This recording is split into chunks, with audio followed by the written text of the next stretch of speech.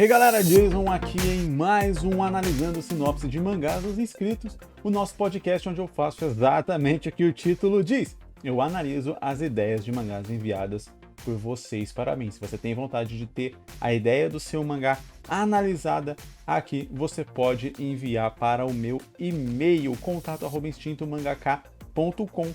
Mas aqui na descrição desse episódio você tem um link para um vídeo no meu canal do YouTube, onde eu mostro como você pode enviar para mim e além disso te ensino a montar uma sinopse legal para o seu mangá. E aí você já envia para mim e eu analiso aqui, beleza? O que acontece é que se você envia nessa lista padrão, né, a fila ela é um tanto longa. A gente tem mais de 80 sinopses aqui na nossa fila, então demora um tempo para eu conseguir ler e analisar a sua. Se você não tem todo esse tempo, já está querendo começar o seu mangá agora e precisa ter sua sinopse analisada mais rápido, você pode se tornar membro lá no YouTube ou aqui no YouTube, dependendo de onde você está assistindo ou ouvindo esse episódio. A partir de R$ 3 por mês aí você consegue ter a sua sinopse analisada mais rápido, além de me ajudar a continuar com esse trabalho aqui na internet, ensinando vocês a fazer mangá e falando sobre isso de modo geral, né? Um canal todo focado, um canal de comunicação, um perfil na internet todo focado na criação e produção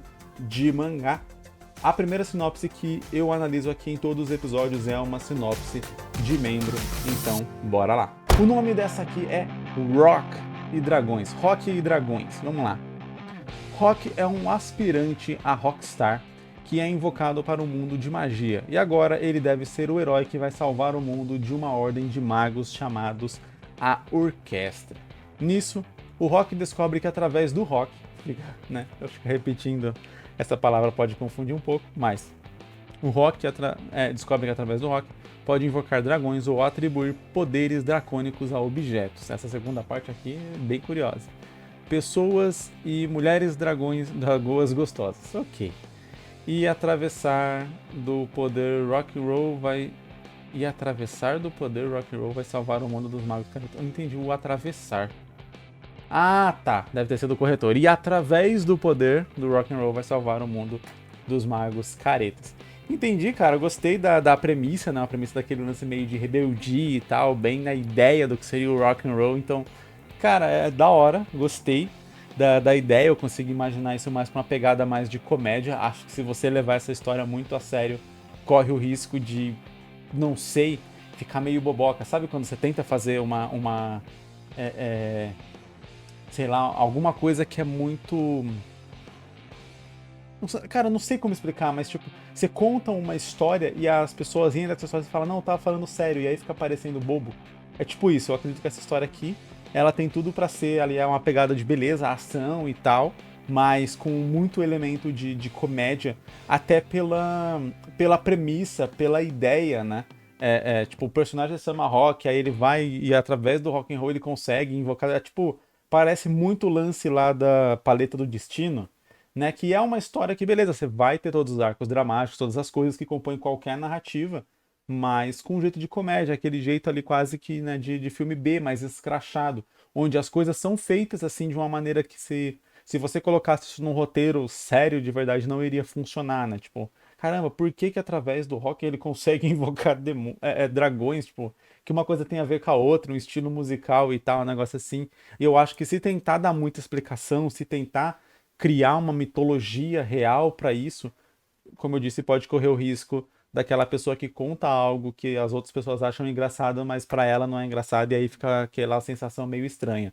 Eu acho que aqui é o lance da gente abraçar o ridículo, no sentido, quando eu falo ridículo, não que a história seja ridícula, mas o ridículo de tipo, não querer dar muito sentido para as coisas, não querer dar muita explicação para as coisas, e as coisas serem mais nesse lance do sentimento mesmo que elas vão causar, e não tanto do sentido, né? Quando a gente fala de criação de história, sobretudo aqui no Ocidente, a gente tem uma necessidade de criar meio que uma história de origem para todas as coisas. Então você fala, meus personagens têm o poder X. E aí você fala, ele tem o poder X porque lá no passado caiu um meteoro na Terra, esse meteoro se fragmentou em 1000 pedaços, e a radiação que saiu dos pedaços desse meteoro afetou a região, ele afetou a água, e aí o cara bebeu a água e ganhou poderes. Então você cria toda uma mitologia para poder dar um determinado poder para um personagem. E quando é uma história que tem uma pretensão de ser mais realista, de ser mais séria, essas explicações elas são um tanto necessárias, né? Desde que você já não está apresentando um mundo extremamente fictício, um mundo extremamente fantasioso, onde esse tipo de coisa poderia acontecer e ponto, tá bom, né? É, funciona. Agora, nem sempre, nem toda história precisa disso, precisa desse contexto, precisa desse background tão bem desenvolvido, tão intrincadinho. Principalmente histórias onde você tem uma premissa de ser mais engraçada, de ser mais comédia, e de algumas coisas serem ridículas realmente, e ridículas no sentido de você fazer graça mesmo, piada com ridículo, né? Tipo, a pessoa caiu ali, escorregou na casca de banana e caiu. É uma piada e é uma situação ridícula. Você não está necessariamente criticando a pessoa e chamando a pessoa de ridícula. A situação é ridícula. Eu tô focando bastante nisso porque eu não quero que realmente pense que eu tô chamando a história do cara de ridículo. Enfim, eu espero que eu tenha deixado claro esse ponto aqui. Você faz uma história que tem esse propósito já de ser assim, e aí beleza, você pode passar por cima de certas coisas. Como o lance do Dragon Ball, vai, o Dragon Ball você vive num mundo ali fictício onde várias coisas elas não fazem um pingo de sentido, mas elas são assim porque elas são daquele mundo e ninguém precisa explicar. O prefeito da cidade onde o Goku mora, ele é um cachorro. E não precisa ninguém ir lá explicar como que um cachorro se elegeu, porque aquele cachorro sabe falar. Não, é um prefeito, ele é um cachorro e ponto, aceita. E isso é legal. E isso não tira o efeito dramático de Dragon Ball, isso não tira as lutas, a ação, a empolgação, etc. Porque você tem várias coisas de comédia ali e que são ridículas nesse sentido que eu tô falando. Eu acho que essa história aqui ela casa muito bem nesse ponto de você criar essas coisas assim que se fosse numa história muito mais séria, dramática e pesada, o leitor ia ficar se perguntando, mas de onde que veio esse poder? O que que uma coisa tem a ver com a outra e tal? E quando você abraça isso, essa comédia mesmo na sua história, você pode simplesmente jogar essa informação. E desde que ela seja engraçada, desde que ela seja cômica, o leitor vai comprar aquela ideia. Então, sim, ele invocar uns dragão ali com o rock, ele dá poder de dragão para alguns objetos, pode ser uma habilidade que ele desbloqueia do nada e ajuda ele em uma situação. E se isso for feito de uma maneira que seja engraçada e não só empolgante no sentido de ação, né, de numa luta, etc. Pode ser numa luta, mas que você consiga colocar isso com um elemento de comédia também, passa muito mais batido certas questões como, da onde que veio esse poder, onde que esse poder estava, ele aprendeu esse poder do nada, todas aquelas dúvidas que a gente levanta em outras histórias que se propõem a explicar a origem de tudo, de onde veio tudo e tal. E aí, automaticamente, quando ele não explica, vira um furo de roteiro. Se a história já nunca se comprometeu a explicar aquilo em primeiro lugar, então não tem como você querer cobrar isso dela depois. Gostei demais mesmo da ideia. Acho que dá para encaixar num one shot essa história porque é um objetivo muito direto. Ele caiu naquele mundo, ele descobre esses poderes do rock. Eu acho interessante ele descobrindo aos poucos, conforme a situação avança. E a partir daí, beleza, você tem um objetivo muito claro. Tem os magos, eles estão impedindo ali, sei lá, as pessoas de se divertirem, por exemplo. Você pode traçar um paralelo temático, né, entre o que representaria o rock em relação à música clássica, por exemplo. A música clássica, apesar de ser, né, um gênero musical muito bom, muito interessante, com várias camadas dentro dele, mas ou num ambiente onde ela seria considerada como um vilão, você poderia incluir isso como aquele lance da nobreza, de ser algo elitista, etc., enquanto o rock representaria a liberdade, por exemplo. E aí você trabalharia isso dessas duas formas. Então, a orquestra não só seria uma galera que gosta de outro tipo de música, mas também estaria oprimindo ali a população por ela ser mais de nível social inferior. E aí você consegue traçar esse paralelo entre o estilo musical e o que aquele estilo musical representa, tanto na nossa realidade, quanto vai representar mais diretamente ainda naquele mundo, porque o estilo musical em si vai trazer um poder. Então, do mesmo jeito que o Rock, né, que é o nosso personagem, consegue extrair magias e poderes da música, seria interessante se os vilões, ou pelo menos o vilão principal, caso a gente queira encurtar um pouco mais a história, também conseguissem fazer isso. E aí também ter alguma relação com como aquela música se comporta ali de alguma forma, né? Então você pega por orquestra, geralmente, né, você tem várias pessoas em uníssono ali tocando a mesma melodia. Então talvez o poder dele pudesse ter alguma coisa a ver com controle, com alguma coisa que, sei lá, invocasse um exército, alguma coisa assim. Claro que vai ser um inferno de desenhar isso daí, mas daria pra pensar alguma coisa assim que se relacionasse também, se correlacionasse. Acho que ficaria bem legal, acho que ficaria bem legal. E o nome da nossa próxima sinopse aqui, já indo para nossa lista padrão, é Dead Silence, ou Silêncio Mortal. Particularmente, gosto das duas versões do título. Acho que daria para fazer, tipo, você vai publicar em inglês, coloca Dead Silence. Você vai publicar num site brasileiro, coloca Silêncio Mortal e aí talvez entre parênteses, embaixo Dead Silence, só para causar uma correlação ali com a versão em inglês e tal. Acho que funciona legal.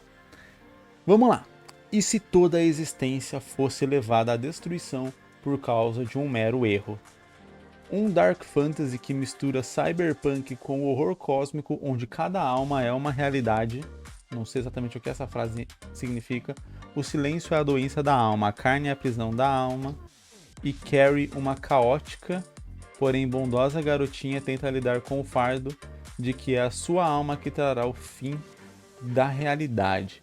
Ok, é uma sinopse que ela chama bastante atenção, né? Ela tem ali os elementos interessantes de uma sinopse, uma certa poesia ali no jeito como ela é descrita, só que ela não apresenta muita informação pra gente. Falando aqui só da parte mais técnica de montagem de sinopse, essa aqui é uma ótima sinopse para você colocar num quadrinho gratuito, por exemplo, num site, alguma coisa assim. Porque você desperta uma certa curiosidade, mas você não dá informação quase que nenhuma. Então, beleza, você coloca só alguns elementos, tipo assim, você gosta desses gêneros, talvez você goste dessa história. Você gosta de cyberpunk, você gosta de horror cósmico e tal, e você gosta de histórias que trabalhem de alguma forma uma profundidade mais poética, mais filosófica e tal. Beleza, talvez você goste dessa história. Basicamente isso que essa sinopse está dizendo.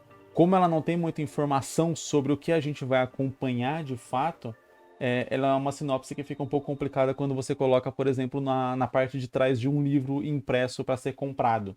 Porque aí o leitor, teoricamente, precisaria de um pouco mais de informação para decidir ali investir o dinheiro dele. Isso falando, como eu disse, só da parte técnica de sinopse, né? No objetivo da sinopse, que é ser um texto comercial ali, um texto de marketing para atrair alguém para ler o seu mangá, né? Você faz esse texto aí para a pessoa ler e falar, interessante, quero ler, ou não é algo que me interessa, então não quero ler. Nesse sentido, a sinopse ela tem esse objetivo de você tem que fazer ela de uma maneira curta, porque a pessoa precisa ler ali rápido, sem ter preguiça, só que ao mesmo tempo você tem que, nessa maneira curta, contar bastante da história a ponto de conseguir despertar a atenção daquele leitor, só que não tanto a ponto de dar um spoiler ou alguma coisa, ou estragar de alguma forma a experiência de leitura. Então tem vários pontinhos ali que você precisa encaixar dentro desse texto curto para ele ser efetivo, e é exatamente isso que eu ensino na aula que eu falei aqui no início do nosso episódio, que tem no meu canal do YouTube, falando como montar sua sinopse, onde eu também mostro como que você pode fazer para enviar ela aqui para mim. Então vamos lá. Como também tá esse texto mais curto, né, e mais misterioso, é um pouco difícil para eu conseguir fazer uma análise real, porque eu tenho muito pouca informação para trabalhar.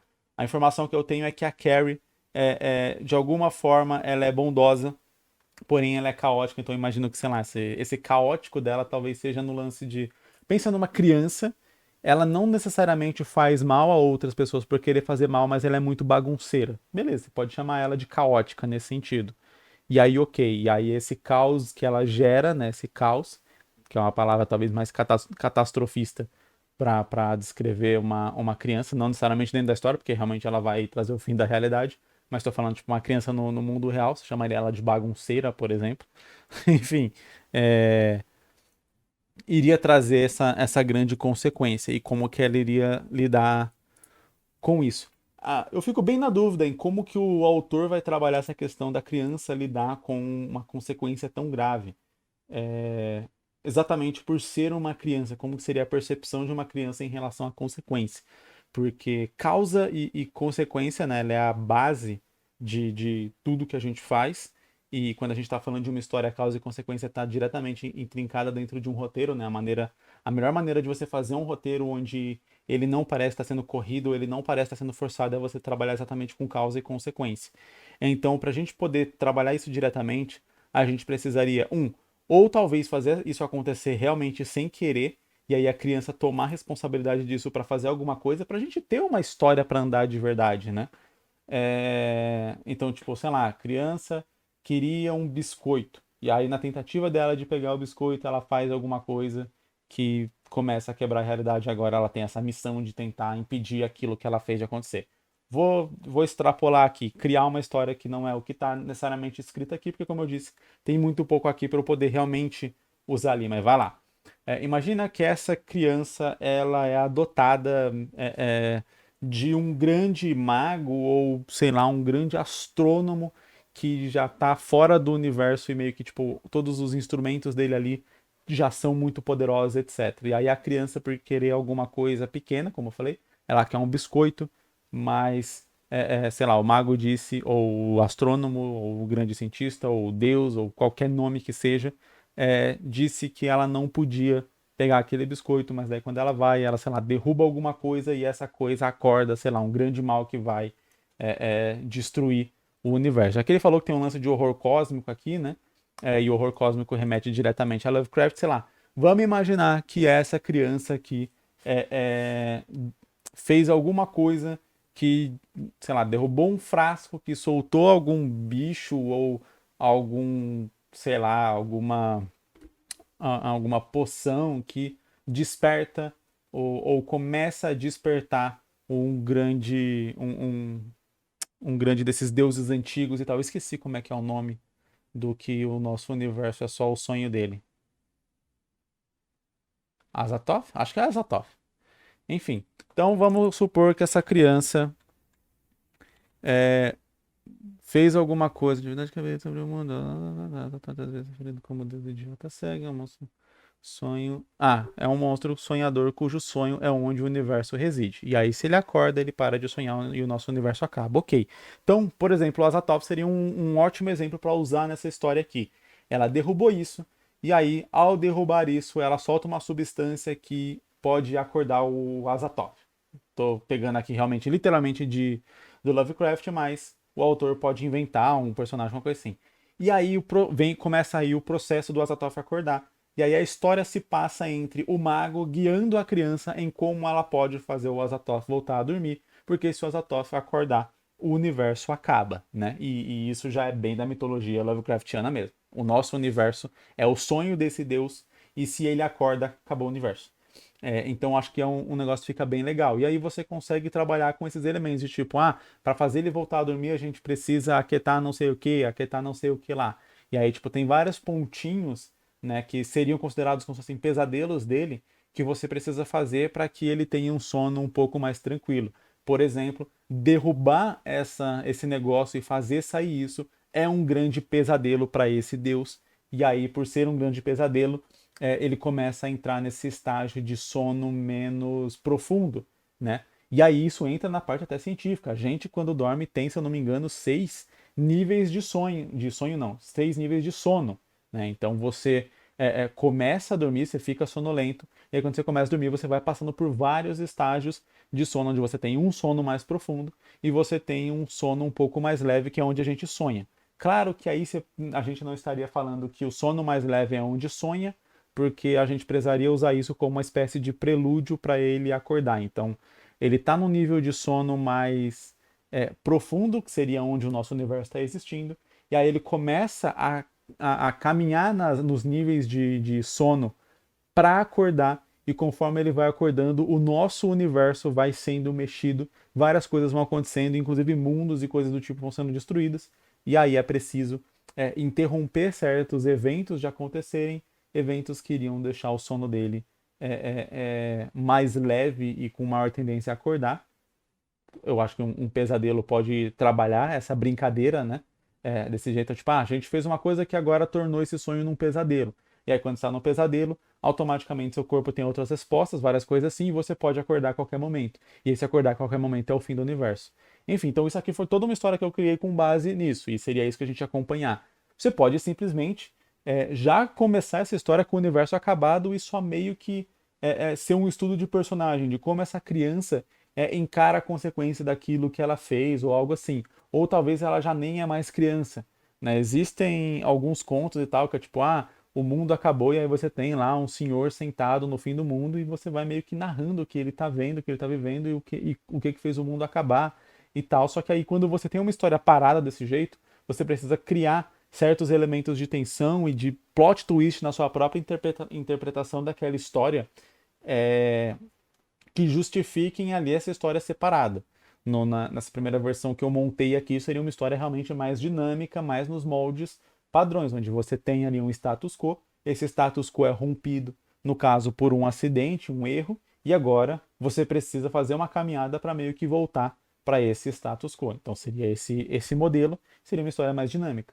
Mas no estudo de personagem, numa história mais filosófica, você pode fazer ela simplesmente parada. Ah, você tem um velho ali sentado num cometa, sei lá, num fragmento do universo que restou, e ela tá lembrando do que ela fez para destruir o universo. E aí você cria, sei lá, um plot twist, alguma coisa, né, que possa justificar essa história separada. Então, talvez o plot twist seja que ela destruiu o universo, que aquela velha que a gente está vendo ali foi a criança que destruiu o universo, ou aquela velha é a maga que deveria ter cuidado da criança, etc. Enfim, alguma coisa que, tipo, no final você fala, ah, é isso que eu tô vendo. Eu acho que seria o grande tchan aqui para fazer essa história não ficar tão parada. Você conseguir mergulhar no personagem, conseguir mergulhar na psique e na filosofia, que parece ser parte da intenção aqui dessa história, mas sem que isso fique é, algo muito, muito parado e que, sei lá, o leitor pegue no sono, por exemplo, lendo a história. Já tá bem escuro aqui, não, tem que acender a luz ali. Luz acesa, qualidade do vídeo melhor. Vamos para a nossa próxima sinopse. 4 alunos de raças e pensamentos que diferem entre si se veem forçados a cooperar para superar suas desavenças, e outras equipes das classes acadêmicas utilizando de seus meios para atingir os próprios objetivos pessoais por este mundo caótico de fantasia científica. Eu consigo ver a premissa de uma história ali, só que eu não sei se o autor, na tentativa de encurtar a sinopse para enviar, acabou tornando ela muito genérica. Porque se você pegar essa história aqui e tirar só alguns elementos, como, sei lá, o lance deles terem raças diferentes e o lance de terem equipes acadêmicas diferentes, né? Classes acadêmicas diferentes, você torna a história completamente genérica e aí esse modelo, né, você consegue colocar em quase qualquer história. Ó, vamos lá. Vou trocar aqui só algumas palavras que tornam essa história um pouco mais específica só para você ver. Então, pessoas com pensamentos que diferem entre si se veem forçados a cooperar para superar suas desavenças, utilizando de seus meios para atingir os próprios objetivos pessoais por este mundo caótico. Então você vê que isso daí funciona para quase qualquer história, né? Geralmente quando a gente vai juntar personagens, a gente acaba juntando personagens que têm certas diferenças entre si. Principalmente porque do ponto de vista de criação de história, quando você coloca personagens muito parecidos, meio que eles ficam inúteis na história no sentido de, se um personagem é extremamente parecido com o outro, as situações que um vai enfrentar, ele vai lidar de maneira muito parecida. Então você perde um pouco o referencial ali daqueles personagens. O interessante é realmente criar personagens que não são diferentes só no pensamento, mas até na aparência física, em várias características diferentes. Então a gente varia a aparência, varia origem, varia valores, varia até os poderes, principalmente dos personagens, para que a gente tenha o quê? Gama de situações para trabalhar com cada um desses personagens e criar uma individualidade melhor para aqueles personagens, de modo que, por exemplo, o seu personagem principal ele tenha um destaque ali na história, que não seja ofuscado por algum outro personagem ou confundindo com algum outro personagem. Afinal de contas, quando a gente decide quem é o personagem principal da nossa história, a gente está meio que dizendo, ó, esse cara aqui, essa pessoa aqui que você tem que acompanhar, que você tem que se importar e que você tem que torcer. E aí, se esse personagem é muito parecido com outros personagens que estão em volta dele, e aí em todos os aspectos, tanto no físico quanto em habilidades e em pensamento, forma de pensar, origem, etc., você não cria nada de novo ou de especial para aquele personagem que justifique a gente estar acompanhando ele. Você pode até dizer, eu posso fazer uma história onde todos os meus personagens são muito parecidos exatamente por ele ser o protagonista, eu vou criar um diferencial onde ele vai se destacar dos demais. Então, beleza, você cria os personagens todos ali mais ou menos seguindo o mesmo modelo, cria um contexto onde isso está justificado dentro da história, os personagens não terem essa individualidade tão marcada, e o seu personagem principal é diferente exatamente por ter essa individualidade, né? Por ter essa característica que diferencia ele dos demais. Beleza. Isso apresentado no contexto da história funciona. Só que, novamente, você acaba tendo que fazer uma história um pouco mais curta ou com um personagem só. Porque aí os outros personagens vão ficar genéricos demais para você conseguir se importar ou ter alguma relação com eles. E querendo ou não, o coadjuvante também é um personagem importante, né? Por mais que o protagonista e o antagonista talvez sejam os personagens mais importantes da história, pelo menos aqueles que você precisa gastar mais tempo para desenvolver, os coadjuvantes eles tendem a ajudar isso a acontecer. Se você não consegue trabalhar muito bem esses coadjuvantes, talvez também ali dificulta um pouco o seu processo de desenvolver o protagonista e o vilão. Aí beleza, então focando aqui no lance dos personagens serem diferentes entre si. Aí eles falam, se veem forçados a cooperar.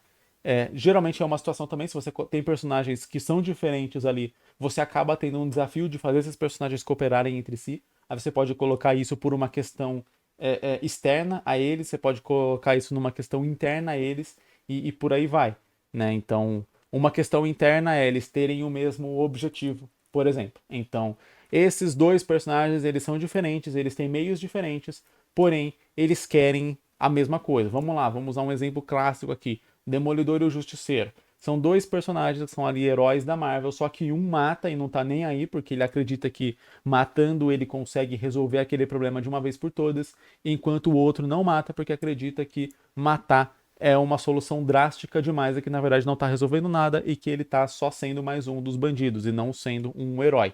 Então, ambos querem acabar com a violência, querem acabar com a criminalidade, porém ambos veem formas completamente diferentes de lidar com isso, o que faz com que esses personagens tenham embates entre si, porém eles tenham ali uma proximidade e essa necessidade de cooperação a partir do momento que eles têm o mesmo objetivo, que é acabar com a criminalidade. Então esse seria um objetivo interno. Uma questão externa que pode juntar os personagens é exatamente eles estarem num grupo ali. Beleza, você não gosta dos seus colegas de classe, mas o professor fez um trabalho em grupo, ele juntou aleatoriamente ali as turmas e você automaticamente tem que ficar ali com as pessoas que não conhecem e você tem que fazer esse trabalho porque você precisa tirar sua nota ali.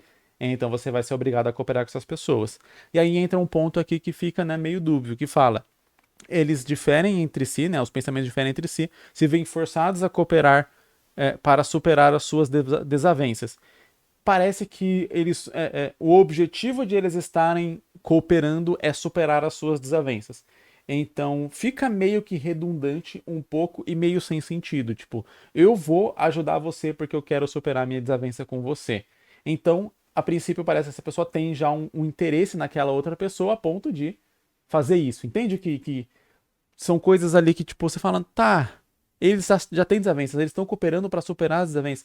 Então, o que dá a entender é que tem realmente um elemento externo que está ali juntando eles. E não só obrigando eles a ficarem juntos, mas com o propósito exatamente de que eles superem essas desavenças. Então, vamos supor que você tem ali nessa classe, nessa escola, um grupo que falou: esses três aqui não se dão de jeito nenhum, então vamos colocar eles juntos exatamente para ensinar um trabalho em equipe, ensinar eles a lidarem entre si. Então seria como se fosse um propósito da história. Já daria até para usar isso como um tema, o lance do trabalho em equipe, da importância do grupo, do coletivismo, etc. Seria um tema interessante para, por exemplo, trabalhar nessa história aqui.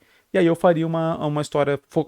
Se eu estou usando isso como tema, né, eu focaria isso inclusive nos outros times. Então, o lance seria: todos os times têm várias desavenças entre si e vários pontos ali onde eles discordam, de modo que o objetivo de cada time para, sei lá, vencer essa gincana, que é o que parece que está acontecendo na história, é exatamente o trabalho em equipe.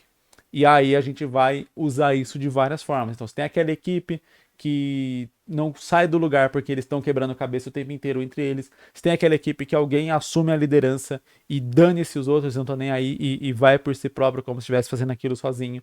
E aí você tem os personagens que são os protagonistas, que vão ser quem a gente vai acompanhar, torcer, se importar, tudo aquilo que eu falei, né? E que vão ser quem vai começar em um ponto e vai passar por outro. Então, se o objetivo ali da história é mostrar a importância do grupo, então esses personagens, através de alguma coisa, né, através da história, dos acontecimentos da história, dos desafios que vão ser impostos a eles na história, vão entender a importância do grupo e vão conseguir, sei lá, vencer essa prova, por exemplo, a partir disso daí, enfrentando, sei lá, numa grande final ou algo do tipo, a galera que não conseguiu fazer isso, mas talvez conseguiu chegar lá ainda por, não sei, algum outro motivo. Pode ser, sei lá, o cara que saiu fazendo tudo sozinho. Ele é tão bom que ele conseguiu levar a galera nas costas e chegar até lá, mas ele não é tão bom para conseguir enfrentar de fato um grupo coeso. E aí, quando eu falo enfrentar, eu não tô falando de luta direta entre eles, né? Varia de acordo com o que quer fazer aqui na história, mas me parece uma história mais curta. E aí, nesse sentido, em tudo isso que eu falei de, é uma gincana onde você tem ali um projeto, onde você pega turmas, junta essas turmas em grupos e tal, esses grupos que são alunos e pessoas daquela academia que está promovendo aquela gincana que já não se dão, que tem diferenças, e eles são juntos exatamente por conta disso, é um objetivo dos mestres, professores, etc. Fazer isso quebra um pouco aqui, sai um pouco do final dessa sinopse, que é atingir em meio a este mundo caótico de fantasia científica. Então, beleza, você pode até, porque quando fala em meio a esse mundo caótico, parece que vai ser uma história mais longa, onde vai abordar o mundo um pouco mais. Mas pode ser também só uma apresentação para dizer que é uma fantasia científica. Então, você vai ter tanto os elementos de fantasia, mas vai ter ali as questões de talvez explicações mais científicas para, sei lá, poderes, habilidades, mecânica, tecnologia que vai ter na história, etc. Mas daí vamos voltar aqui para ler a sinopse e tentar destrinchar e mostrar como você pode trabalhar certas coisas. Beleza, ele fala aqui sobre as outras equipes acadêmicas, utilizando de seus meios para atingir os próprios objetivos. Isso, isso é uma frase extremamente genérica, desculpa. Mas qualquer pessoa para atingir um objetivo, esse objetivo é próprio e ela usa dos seus meios, né? Porque os seus meios são aquilo que você pode fazer. E aí não tem uma descrição exatamente do que eles podem fazer. Se você falasse, por exemplo, né, se o autor escrevesse aqui, utilizando de quaisquer meios, então você já tem um contexto mais estabelecido. Tipo, peraí, são pessoas que já não têm tantos escrúpulos e que estão dispostas até mesmo a passar por cima de outras pessoas para conseguir atingir os seus objetivos. Mas quando você fala utilizando dos seus meios, você está falando, essa pessoa está tentando fazer isso. Tipo, é a frase. Qualquer pessoa que tenta fazer alguma coisa utiliza dos seus meios para isso, porque você não pode utilizar dos meios de outros. E mesmo quando você utiliza, entre aspas, dos meios de outros, você está utilizando o seu. Então, por exemplo, quando você não sabe pintar uma parede e você pede para o seu amigo que sabe pintar uma parede para pintar a sua parede, você pode dizer que está usando os meios dele, o meio dele que é o conhecimento de pintar uma parede, mas você está usando os seus meios, que é o contato com esse amigo, né? O conhecimento desse amigo, a possibilidade de pedir para esse amigo fazer. Então, qualquer pessoa realizando qualquer coisa está usando os seus próprios meios. E é por isso que eu digo que talvez ou a história não está ainda bem definida a ponto de você ter do autor ter uma noção de tipo, esses personagens vão fazer isso, isso e isso para poder realizar ali aquilo que eles estão querendo, vão passar por esse desafio e tal, vão ter que passar por cima disso. Ou ele pode só ter tentado resumir a ponto de que ficou essa ideia meio tipo, ok, a única forma de fazer alguma coisa é você utilizar os seus meios para isso. E quando fala para atingir os próprios objetivos, talvez esteja tentando passar uma ideia de individualidade, mas novamente, todo mundo está interessado em atingir seus próprios objetivos. Mas eu consigo captar aqui que pode tentar dizer que esses personagens eles ainda não estão naquele grupo coeso, cada um tem um objetivo muito próprio em relação ao, sei lá, o porquê está fazendo aquela prova, ou o que quer extrair de resultado dessa gincana. É, a ponto de que isso deixa eles um pouco separados. E aí, o objetivo da história, como eu falei antes, tendo essa temática do trabalho em grupo, é eles abrirem ou abdicarem mão de colocarem seu objetivo em primeiro lugar para entender que o objetivo de todos ali é importante. Então vamos realizar isso por todos e não só por um. E aí, beleza, eu consigo captar essa mensagem. Então, o jeito como, né, eu faria essa história seria exatamente dessa forma. Assim, imaginando que eu interpretei da forma correta, claro. A gente tem 4 alunos que eles têm origens diferentes e pensamentos diferentes, mas eles são obrigados a trabalhar em equipe contra a sua vontade para poder. E aí eu descreveria o objetivo de cada um ali de alguma forma, né? Ou descreveria o protagonista, tipo, fulano precisa se juntar com outros 3 alunos que têm pensamentos e origens completamente diferentes da dele para poder realizar o objetivo tal. Porém, nessa jornada, ele vai descobrir que realizar o seu objetivo não é a coisa mais importante, mas que o trabalho em grupo pode ajudá-lo a chegar muito mais longe. E aí, beleza, você consegue entender qual que é a temática, o que, que você vai acompanhar ao longo da história ou algo assim. Será algo mais ou menos nessa pegada. Como eu disse, se eu interpretei correto aqui a questão de você tem classes acadêmicas e tal ali com desavenças e esse lance deles terem que se juntar e terem seus próprios objetivos, enfim. É, mas daí o que eu faria é realmente destrinchar, né? Eu pegaria essa sinopse aqui e destrincharia, né? Raças diferentes, pensamentos que diferem, por que eles estão sendo forçados, por que eles têm que superar suas próprias desavenças, quem são as outras equipes acadêmicas e por que existem outras equipes acadêmicas, é, quais são os meios, quais são os seus meios, quais são os meios deles para atingir esses e quais são esses objetivos, qual é o objetivo de cada um e como que isso vai se correlacionar ao longo da história como um todo. Eu acho que esse seria aqui o caminho natural para se seguir. Depois de montar isso aqui, você se perguntar essas coisas, responder essas perguntas e aí formular a história para poder dar o próximo passo, sei lá, em direção a, por exemplo, escrever o roteiro ou algo assim. Até porque respondendo várias dessas perguntas, você automaticamente tem que criar e desenvolver melhor quem são esses personagens e tal, e o que eles vão passar ao longo da história. E vamos para nossa última sinopse de hoje. O nome dela é King Run. King Run seria tipo a corrida do rei, alguma coisa assim, né? Corrida do rei, corrida real. Corrida real seria, não sei agora. Enfim, vamos lá.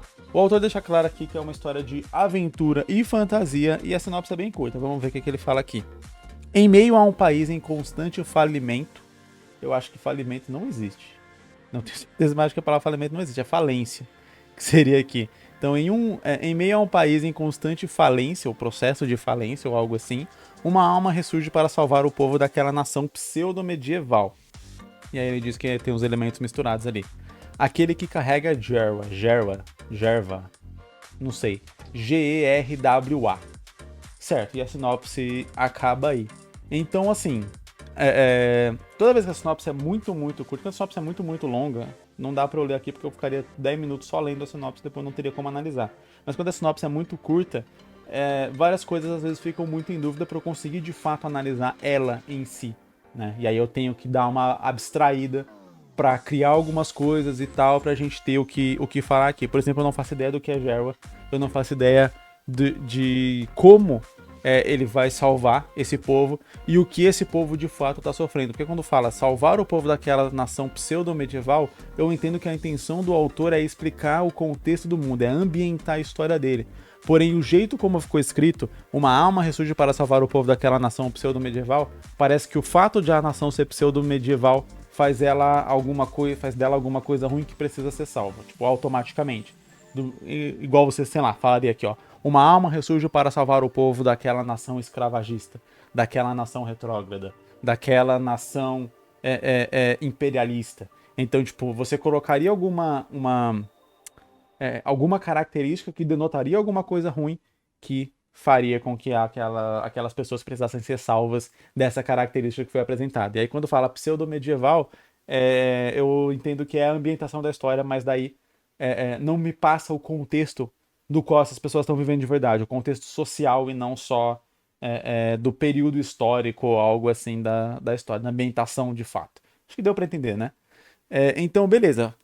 Mas fala que a nação está em constante processo de falência, né? Então, beleza. Se fala isso, você consegue entender que, beleza, talvez ali a riqueza está concentrada na mão de muitos poucos, só o rei e alguns nobres, o resto do povo está passando fome, está passando necessidade, está vivendo em condições horríveis, talvez muitos deles são escravizados, etc e tal, e aí beleza, você precisa ali você tem esse herói reencarnado que vem salvar as pessoas e ele carrega o tal de Geralt que eu não faço ideia do que é e não, eu acho que essa sinopse poderia muito bem continuar com uma explicação do que é Geralt e aí de qual seria o desafio real para poder salvar essas pessoas. Porque, beleza, existem várias formas, né? Você fala assim, vai salvar as pessoas. Você pode imaginar que ele vai salvar as pessoas, sei lá, dando comida ou algum nível de dignidade para elas. Você pode imaginar que ele vai salvar essas pessoas depondo os imperadores, reis, etc., que estão comandando essa nação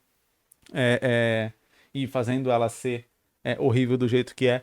Ou sei lá, ou outras formas aí de fazer. Mas acho que essas são as duas mais clássicas, né?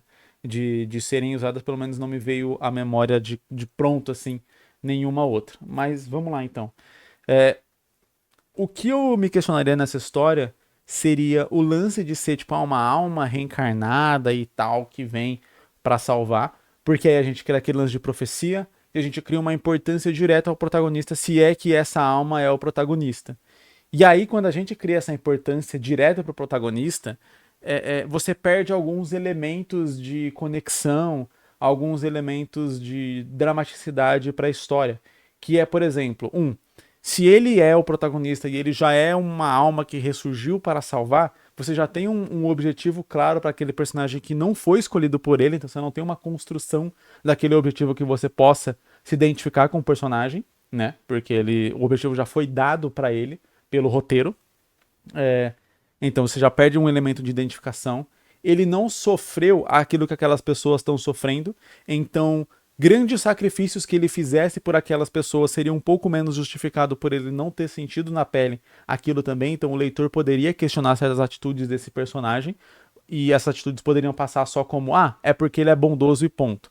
E aí, quando o personagem é porque ele é X e ponto, às vezes ele fica mais raso e aí perde um pouco mais de elemento de conexão com isso. E o outro ponto é talvez exatamente com todo esse lance dessa profecia de ele vai ressurgir e salvar as pessoas, parece que o objetivo dele já está meio que traçado e que por conta de estar traçado não existe chance de dar errado. E aí se não existe chance de dar errado, você perde vários elementos de dramaticidade na história, de curva dramática, empolgação, impacto, plot twist, etc.